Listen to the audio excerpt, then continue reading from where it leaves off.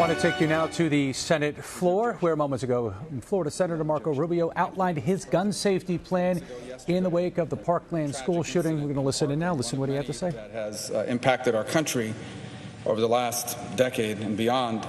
And both that community in Parkland, Florida, the residents of the state of Florida that I represent, and frankly, the entire nation have demanded not just action, but immediate action.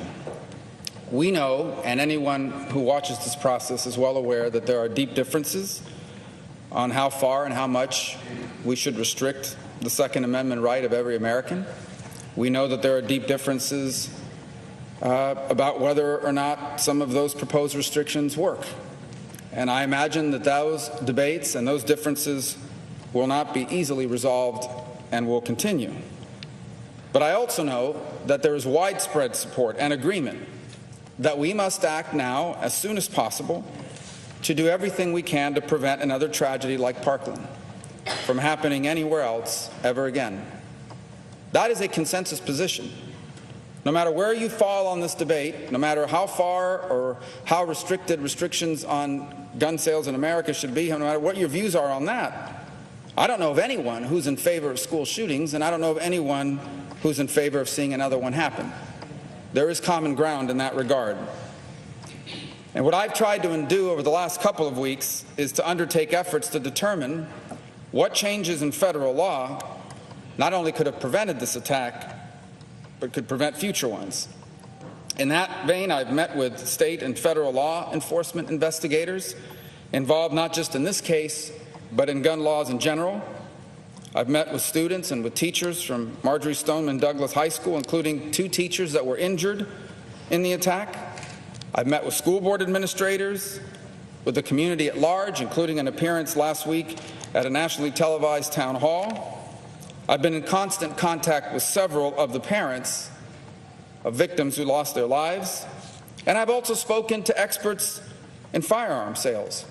Spoken to a number of federally licensed firearm dealers that talk to you about some of the frustrations they have with our existing law and their inability to address people that ultimately turn out to be individuals who should not own any gun of any kind. And so based on these meetings, based on all of this input, based on all the other research that's out there leading to this, the first thing I want to say, I actually believe this attack could have and should have been prevented if current law had been fully enforced. This killer was a well-known danger to the school district. He was a well-known danger to the Broward Sheriff's Office. He was a well-known danger to his neighborhood.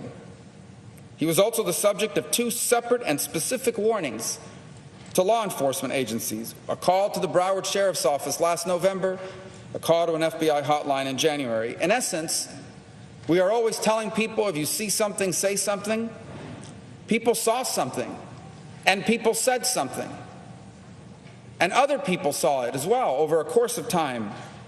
And yet, somehow, this deranged and violent individual was able to pass a background check and purchase not 1, but 10 separate firearms. And this deranged and violent individual was ultimately able to walk right into a school a few minutes before dismissal and take the lives of 17 innocent Floridians. This tragedy is the result of a massive multi-systemic failure. A failure involving federal agencies, state agencies, local authorities, who all failed to both identify the threat that he posed and coordinate a response to stop him before he took action. And it is this failure which I hope we will focus on by addressing the shortcomings and vulnerabilities in our current laws and in our current policies.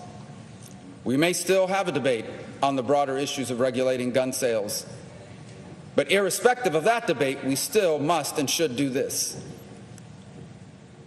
So today I wanted to come here for a few minutes and announce a comprehensive plan, not a simple bill you just vote on and move on, but a series of measures that I believe could prevent these attacks before they happen, and that also help schools protect their students and their teachers. And I believe these ideas should all enjoy bipartisan support, and if passed, could and should help prevent the next potential mass shooting. These are ideas that I outline not just because they work, but because I believe we can get the votes to pass them. 60 votes in the Senate, a majority in the House, and the signature of a president. That's what it takes to turn an idea into a law. And these ideas that I'm about to outline both work and I believe could enjoy that widespread support. One of the things we've learned is that our schools are woefully unprepared to prevent attacks before it occurs. Furthermore, during my visit to the site of the attack and my follow-up meeting with teachers at the school, I learned of various changes to school facilities and practices which could have stopped this attack or improved the response. Therefore, I will be joining later today with Senator Orrin Hatch and others in introducing the Stop School Violence Act. If passed, this law would provide federal grants to do some important things that would have really been helpful in this case. Strengthen school security, infrastructure of the school.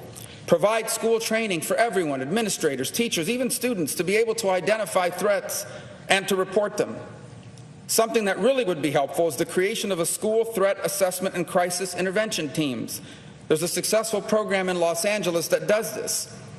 And that is a team that's a coordination between law enforcement, other state agencies, school districts, and the like, where they're all talking to each other about students and former students that may pose a threat of violence and intervene before they act. A second issue we identified is that even if law enforcement, school administrators, or family members believe that an individual poses the risk of committing an act of violence, they have very few options to prevent them from purchasing any gun or taking the guns away that they already have.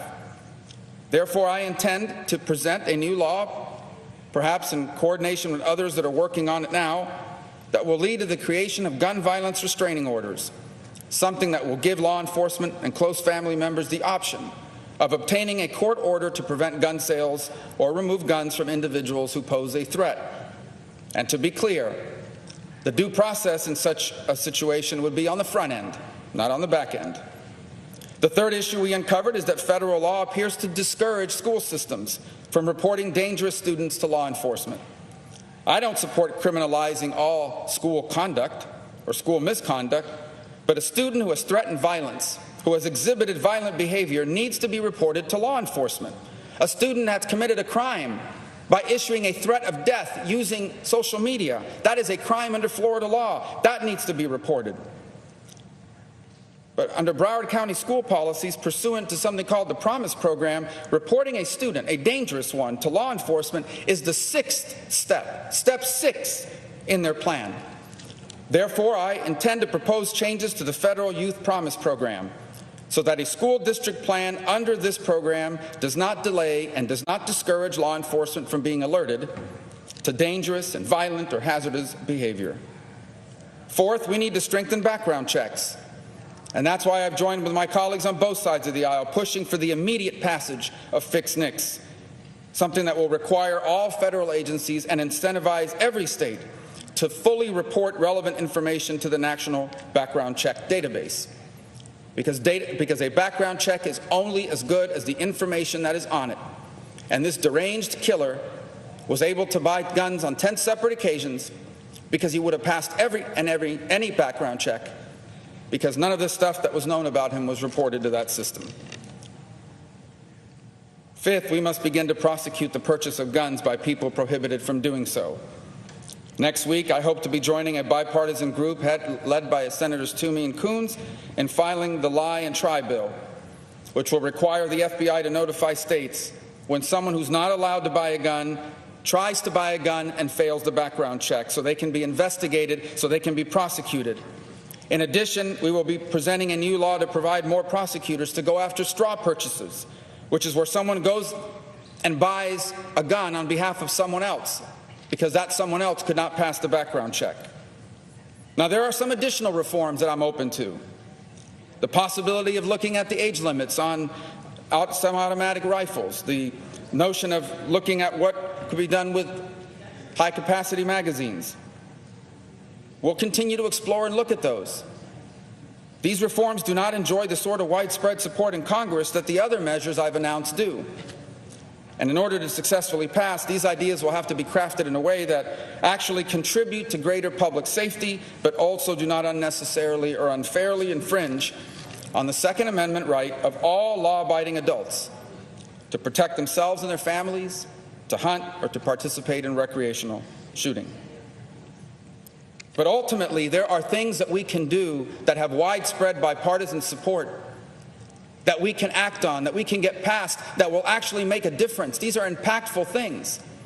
And I just urge the Senate and the House, all of my colleagues here, do not hold hostage a piece of legislation that would work and that we all support, because it doesn't have everything you want. There are things we can act on and do, and there are things we can continue to argue over, debate, and perhaps do in the future. But on the things that we agree on, and they happen to be things that could have prevented this attack and will prevent future attacks, let's get those done. I've outlined those here today. There may be others. But we owe it not just to the victims and the families of Parkland, but to all Americans everywhere. For this attack may have happened in southern Florida, but there's no reason why it can't happen somewhere else, and I fear will happen somewhere else. If we do not fix the deficiencies and the flaws in our policies, in our laws, and in the way that they are enforced. We have learned from this incident what is wrong with our system. Let us fix it. And we have an opportunity to do so while we continue to debate and work on the issues that we do not agree on. And that is what I hope we will do. And that is what I commit to doing everything I can to achieve.